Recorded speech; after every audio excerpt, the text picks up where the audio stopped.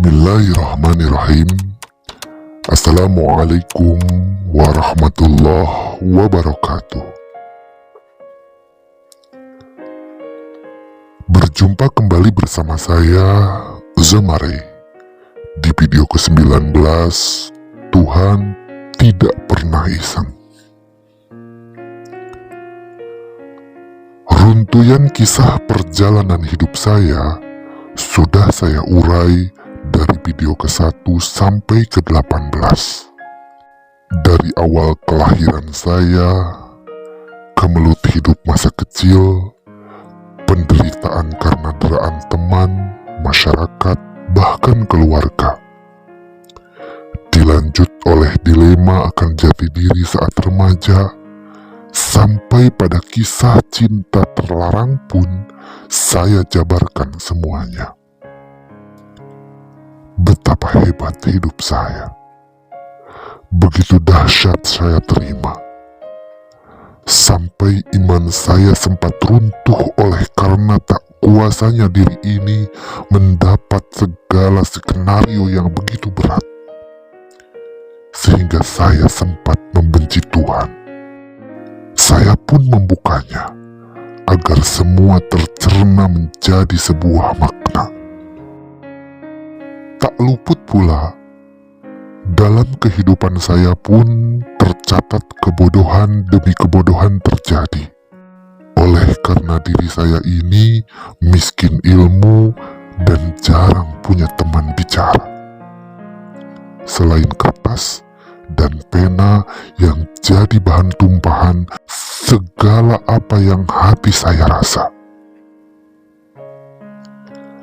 Dari mulai kecemburuan yang sebenarnya tak pantas saya lakukan, pengejaran cinta yang tak sejalan, lalu terjalinnya kisah terlarang sampai memaki Tuhan dalam masjid pun saya lakukan.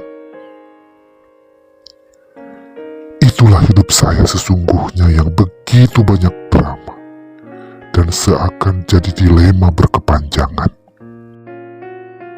Sampai pada akhirnya di video ini saya melakukan kebodohan kesekian kalinya akibat polosnya diri ini dari ilmu kehidupan.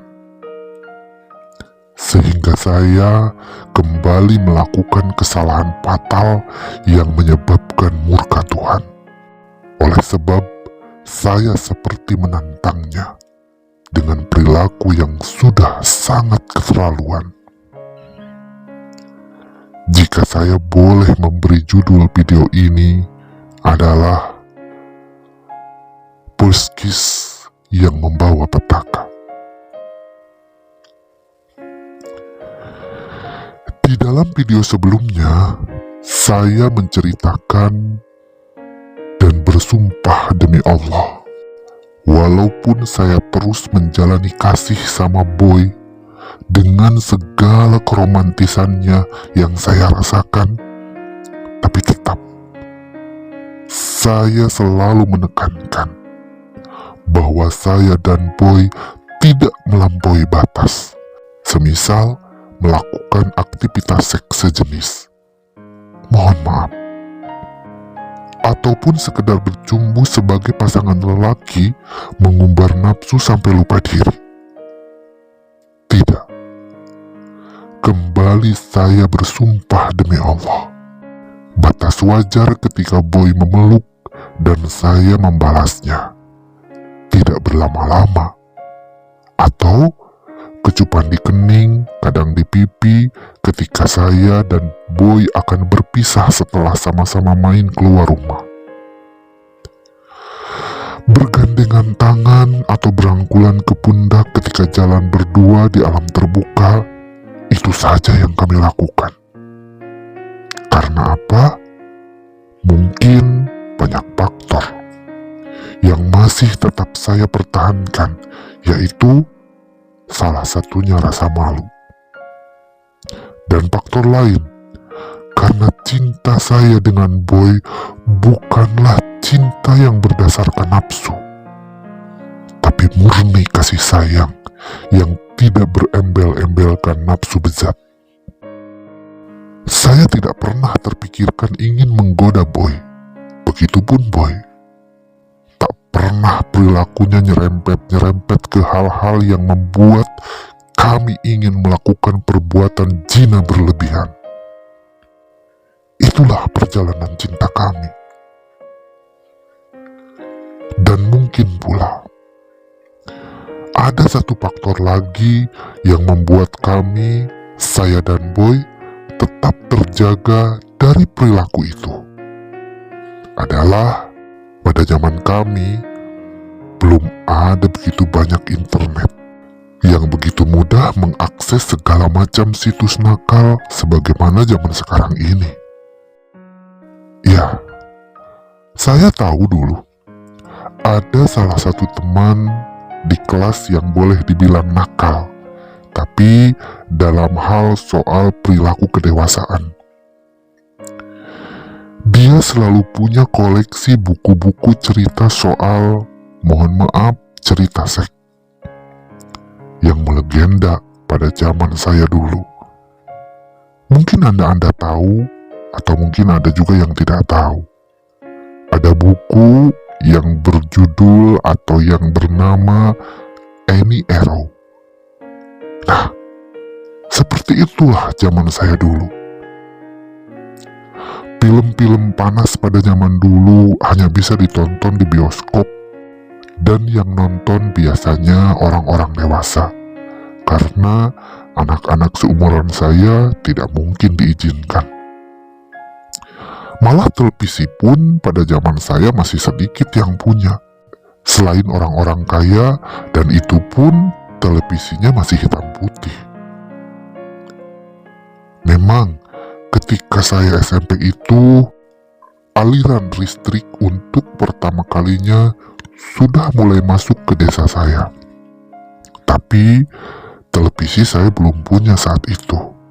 Dulu ketika saya ingin nonton film atau apapun, saya ikut nonton ke tempat tetangga. Atau kadangkala ada yang sudah memiliki televisi, juga video recorder dengan kasetnya. Kita ingin menonton harus bayar 25 perak. Yang kaset filmnya segede batu bata. Paling banter, ada salah satu acara yang mungkin Anda juga tahu, yaitu film layar tancap yang saat itu sedang in-innya. Tapi itu pun tidak memutar film-film yang aneh-aneh. Maka dari itu, mungkin dari faktor tersebut pula, saya dan Boy tidak begitu mengerti soal hubungan cinta yang keterlaluan. Saya dan Boy masih terjaga dari hal-hal demikian. Namun tetap saja, naluri manusia, apalagi sedang dimabuk cinta, pasti akan ada masanya jatuh juga tanpa mesti diajari. Dan akibat lemahnya iman saya, terlepasnya saya dari ajaran agama, dan kemarahan saya sama Tuhan pun terjadi sampai saya berjanji tak lagi menyembahnya. Disinilah saya melakukan kebodohan dan kesalahan fatal menurut saya. Walaupun itu bukan zina yang berlebihan. Saya akan kisahkan sekilas untuk Anda. Ketika waktu itu, Ebtanas pun datang. Hari pertama Ebtanas bisa saya lalui dengan baik dan lancar. Begitupun katanya Boy bilang pada saya. Seakan rentetan soal dalam kertas yang berpuluh-puluh jumlahnya begitu mudah dijawab. Dan setelah selesai hari pertama Ebtanas, Boy seperti biasa selalu mengajak saya jalan-jalan sebelum pulang ke rumah. Tapi tetap kami minta izin dulu sebelumnya kepada emak dan bapak saya. Hari-hari yang saya lalui terasa berbunga-bunga ketika Boy selalu ada untuk saya. Dia benar-benar lelaki pilihan yang siapapun yang bisa memilikinya akan bahagia luar biasa. Karena itu yang saya rasakan. Dia tak pernah sekalipun marah. Bahkan selalu sangat sabar menghadapi saya yang terlampau manja. Kalau sudah bercanda, dia selalu membuat saya tertawa terbahak-bahak. Jika sudah memuji, kata-katanya membuat saya salah tingkah dan tak tahan ingin terbang tinggi ke langit ketujuh. Begitulah si Boy. Tatapan matanya yang indah menurut saya selalu meneduhkan kegalauan hati. Genggaman tangannya yang selalu mampu meluluhkan amarah saat saya marah sebesar apapun. Boy sangatlah perhatian. Tidak pernah saya mendapati orang sebaik dia. Sedikit saja saya mengeluh, dia akan cepat tanggap dan berusaha menghibur saya dengan segala caranya yang sangat menawan. Dia juga sangat romantis. Jika tidak ada orang lain, kata-kata sayang tak sulit meluncur dari bibirnya untuk saya. Ya, banyak sudah masa-masa indah saya lalui bersama Boy.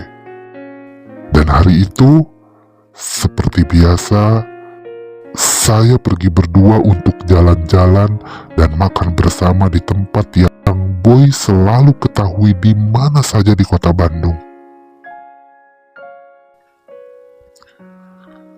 Dan setelah puas jalan-jalan, juga makan-makan, saya dan Boy pun pulang sore hari menjelang maghrib. Dia seperti biasa mengantarkan saya ke rumah. Dan hari itu pun sama. Boy mengantarkan saya ke rumah. Tak lupa, dia juga bertanggung jawab kepada emak dan bapak dengan menjelaskan kenapa saya sampai pulang telat. Emak dan bapak selalu mengerti dan selalu menerima penjelasan Boy. Setelah dia bertemu bapak dan emak, dia kembali ke teras depan rumah saya, yang masih seperti dulu. Rumah panggung ala kampung dengan dihiasi kursi di teras depan yang terbuat dari bambu. Sekeliling rumah saya dirimbuni berbagai macam pohon. Sehingga ketika siang akan terasa rindang. Dan ketika malam mungkin bagi sebagian orang akan mengatakan seram. Lampu listrik pun dulu setiap rumah paling hanya 2 atau 3 yang menyala. Di tengah rumah, di dapur, dan di teras. Itu pun cuma bohlam listrik jadul yang berukuran 5 watt dengan warna sinarnya yang menjadikan ruangan berwarna kuning temaram. Di tepas rumah ketika saya hampiri Boy, ternyata dia lagi merokok. Tadinya Boy berniat hanya sebentar saja mampir ke rumah, karena takut terlalu malam pulangnya. Tapi ternyata dia malah menikmati rokok dulu bukannya cepat pulang. Saya pun menyarankan supaya Boy cepat pulang, karena malam mulai begitu gelap. Saya khawatir pada dia ketika nanti pulang. Namun kembali sesuatu yang sering sekali Boy lakukan dan saya tidak pernah duga terjadi malam itu. Dia malah menarik tangan saya agar saya lebih dekat sama dia. Saya sedikit menahan karena takut ketahuan pengisi rumah atau takut ada orang yang lewat. Bisa berabe pikir saya. Tapi Boy sepertinya tak peduli. Dia yang sedang duduk di bangku bambu terus menarik saya, sehingga saya duduk di sampingnya, dan tubuh kami tak berjarak. Deg-dug jantung saya tak terkendali. pertanyaan di otak saya mulai muncul. Mau apa dia sebenarnya? Sayang, nah hanya ngedadak pisan males balik ieu teh. Saya hayang terus deket jeung kamu lamun bisa jeung diizinan, saya hayang mondok lah di dieu, menang teu, kata Boy dengan kalimatnya yang membuat saya melayang. Boy, tong kitu era bisi aya nu ngadengikeun, biasa-biasa we, jawab saya sambil melihat sekeliling rumah memantau kondisi takut ada orang. Namun dibalik itu, rasa bahagia menyelinap keras dalam benak saya. Tak peduli ada orang atau tidak, saya pun akhirnya menatap Boy. Dan tanpa diduga, Boy memegang tangan saya. Lalu saya ditarik lebih mendekat, sehingga wajah kami benar-benar saling berhadapan dan tanpa saya sangka sebelumnya. Sebuah kecupan kecil dari bibir Boy mendarat di bibir saya untuk pertama kalinya. Ya, malam itu saya mendapat ciuman pertama selama saya dan dia berpacaran. Pipi saya tiba-tiba terasa hangat. Mungkin kalau terlihat berubah warna menjadi kemerahan. Tak karuan hati ini menerima perlakuan dari Boy. Tapi entah iblis mana yang sudah membutakan mata hati kami berdua. Saya dan Boy pun lupa diri. Mohon maaf, saya tidak menceritakannya secara detail di sini. Tapi yang pasti, saya mendapatkan ciuman pertama yang berulang malam itu. Beberapa menit, saya dan Boy terlena dalam paduan cinta. Dan saya benar-benar lupa akan apa yang saya lakukan malam itu adalah salah dan sangat menjijikkan sebenarnya. Astagfirullah. Maafkan kelalaian kami ya Allah saat itu. Ketika saya tersadar bahwa itu di teras rumah, saya buru-buru menarik badan saya dan menggeser menjauhi Boy. Boy, geus peuting tuh. Kamu kan kudu balik. Juk, buru. Karunya si Bibi bisi nungguan. Elak saya mencoba menghindari permohonan Boy lewat matanya yang masih terlihat menatap saya. Oh nyanya, tuh, poho ya, nyangges lah, saya balik lelanya, nuhun pisan, nya. Timpal Boy sambil tersenyum genit dan mengedipkan sebelah matanya. Lalu Boy pun langsung menaiki motornya yang terparkir tak jauh dari bangku bambu, saksi bisu tempat saya dan Boy terlena nafsu. Boy pun berlalu, sambil melambaikan tangannya dan memonyongkan bibirnya kepada saya. Dan saya pun cuma bisa tersenyum melihat kelakuan Boy demikian. Ada-ada saja. Saya akui ada rasa begitu bahagia yang membuncah tak tertahankan dalam dada ini setelah mendapatkan perlakuan demikian dari Boy. Tapi tetap tak bisa saya pungkiri, segunung dosa sudah siap menyambut saya kelak. Dan itu sungguh membuat saya terperanjat. Dari sekian kebodohan yang saya lakukan, malam itulah kebodohan yang paling fatal yang saya benar-benar sesalkan saat ini. Tapi semua sudah terjadi. Tetap, saat ini saya memohon ampun kepada Ilahi Robbi Semoga kelakuan saya saat itu bisa dimaafkan dengan maghfirahnya. Lalu mengapa saya mengatakan kalau kelakuan saya itu adalah kebodohan?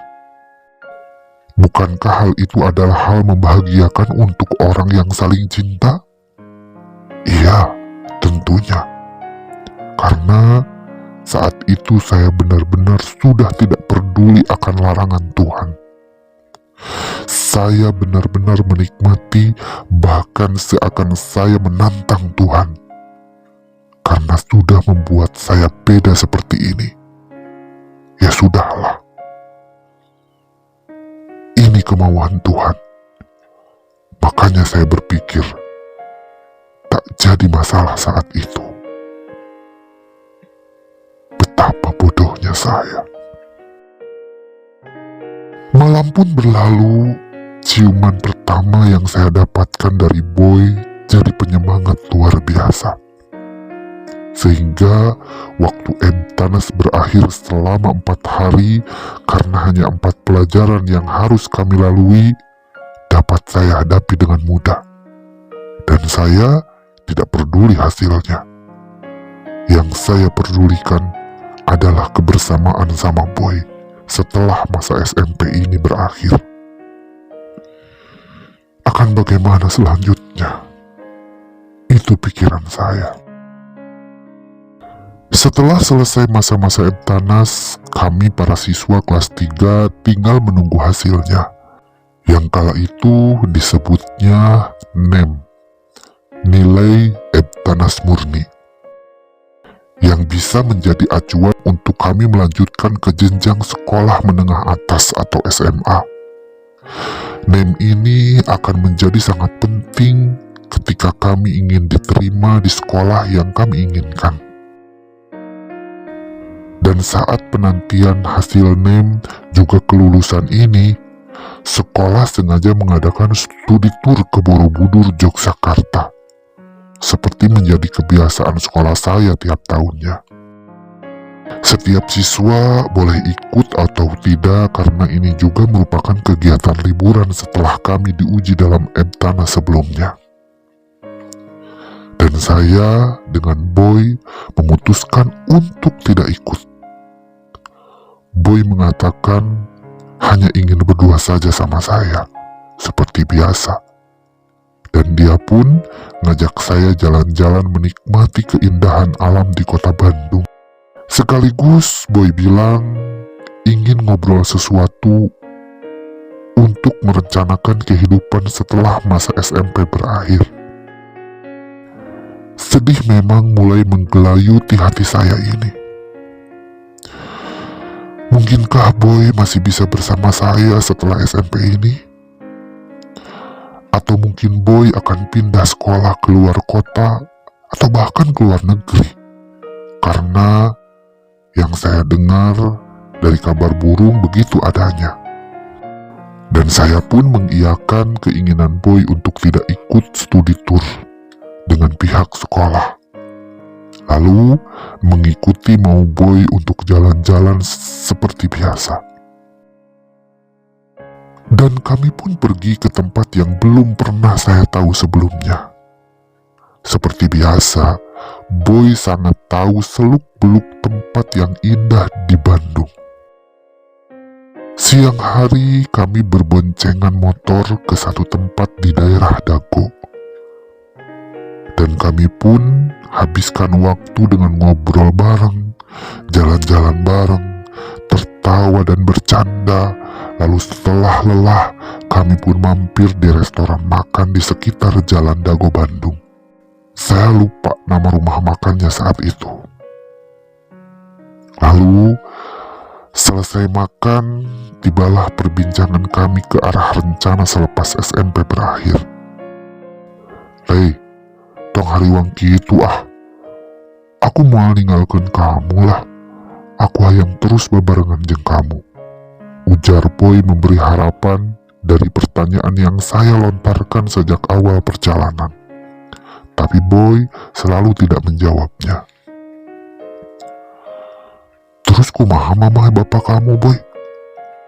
Laina urang ngadenge mamah bapak kamu hayang pisan supaya kamu sekolah di Jakarta atau di luar negeri. Kataku seakan ingin meyakinkan kekhawatiran hati ini. Hei, indung bapak aku, ya kumaha akulah. Lain urusan kamu. Tenang, bisa dibereskan. Pokoknya, kamana kamu sekolah, aku pasti ngilujeng kamu. Oh nyare, kamu oge tong mikiran biaya sekolahnya. Pokoknya, aku anu nanggung kabeh biaya kamu. Boy begitu makin meyakinkan saya. Mendengar jawaban demi jawaban Boy yang begitu meyakinkan dengan segala pendiriannya, saya pun bahagia. Lega rasanya mendengar itu semua. Sedikit demi sedikit keraguan hati ini sirna. Dalam hati saya yakin Boy pasti menepati janjinya dan kata-katanya. Kami pun terus diburu rasa kasmaran saat itu. Kami benar-benar menikmati kebersamaan. Kami merasa dunia ini milik berdua. Kami saling berpegangan tangan sambil tatap-tatapan. Terkadang sambil berpelukan layaknya pasangan pria dan wanita yang sedang memadu kasih. Ya, saat itu menjadi saat tergila bagi saya. Tidak ada rasa takut dosa kepada Tuhan, karena saya sudah merasa Tuhan pun sudah jahat sama saya. Makanya saya tidak peduli lagi, dan kami pun tidak peduli orang lain yang memandang sinis dan aneh. Kami pun tidak peduli orang-orang menganggap kami manusia aneh yang tidak normal. Yang penting, saat itu kami bahagia. Cinta sudah membutakan mata dan akal sehat kami saat itu. Selesai makan, kami lanjutkan jalan-jalan lagi ke berbagai tempat. Membeli baju warna yang sama, dan topi pun begitu. Lalu, kami pun ke tempat-tempat romantis di Bandung yang berjuluk Paris Panjapa dulu kami kunjungi. Dengan sukacita sampai benar-benar kami lupa waktu. Saat mendengar suara azan berkumandang, saya tak lagi peduli. Biasanya, dulu kalau saya lagi main bersama Boy, ketika adzan, saya ajak Boy untuk sholat. Walaupun dia tidak melaksanakan, saya selalu menyempatkan sholat dimanapun kami main. Tapi saat itu, saya tidak peduli lagi akan ibadah. Dan waktu pun sudah menunjuk pukul 2 malam, saat kami berada di perjalanan pulang. Boy berniat mengantarkan saya dan dia berbisik, "Rey, engke di kursi awi, deuinya," kata Boy sambil setengah berbisik menghadapkan wajahnya ke belakang, sedangkan tangannya tetap pada stang kendali motor. Mendengar itu, saya sudah tahu maksud dia. Boy meminta sesuatu yang pernah kita lakukan malam pertama kami entanas. Dan saya hanya mencubit punggungnya dengan genit. Nya, meni hayang wae," kataku sambil senyum. Dan Boy pun nyengir dengan wajah semangat, seakan-akan dia sangat berharap apa yang dia mau terwujud. Dan Boy pun memacu motornya dengan kecepatan yang tidak biasa, seakan dia sudah tidak sabar sampai di rumah saya. "Boy, halaunan ih, ulah ngebut," kataku setengah teriak ke telinganya. "Bisi dicarekan aja kamu, geus peuting ye." "Geus lah, nyekelan Rey, hayu, ulang tiris ya." Boy malah setengah menggoda saya. Sampailah kami di jalan yang beberapa menit lagi menuju rumah saya. Boy tetap dengan kecepatan motornya yang dipacu dengan kencang. Saat kami melewati belokan jalan besar, Boy dengan tetap pada kecepatan tinggi. Saat motor berbelok, tiba-tiba dari arah berlawanan nyelonong motor Vespa tanpa memakai lampu, sehingga Boy ataupun saya sampai tidak melihatnya. Tak pelak Boy setengah kaget menginjak rem dan berusaha menghindar dari motor Vespa yang sudah tepat di hadapan kami. Saya sempat menjerit dengan keras, "Boy, awas!" Boy tak sempat mengurangi kecepatan motor, dan rem yang diinjaknya pun tak bisa lagi menahan laju motor. Hingga tabrakan pun tak bisa terelakkan lagi. Bro! Hanya itu suara yang terakhir sempat saya dengar di telinga. Seiring tubuh saya yang seakan melayang ke angkasa, lalu jatuh berguling-guling entah ke arah mana. Saya sempat tersadar kala itu setelah tersungkur ke tanah. Saya berusaha bangkit dan melihat di mana Boy berada. Tapi semuanya terlihat gelap. Dan tiba-tiba kepala saya terasa berat, mata berkunang-kunang, napas sesak, dan akhirnya saya tak ingat lagi apapun. Hanya gelap dan tak sadarkan diri dari apa yang terjadi.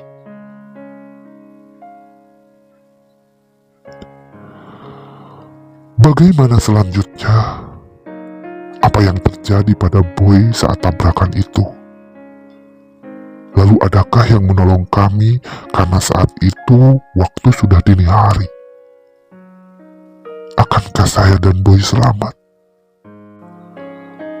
Tunggu kelanjutannya di video berikutnya. Jangan lupa untuk like, komen, share, dan juga subscribe channel Tuhan Tidak Pernah Iseng. Terima kasih.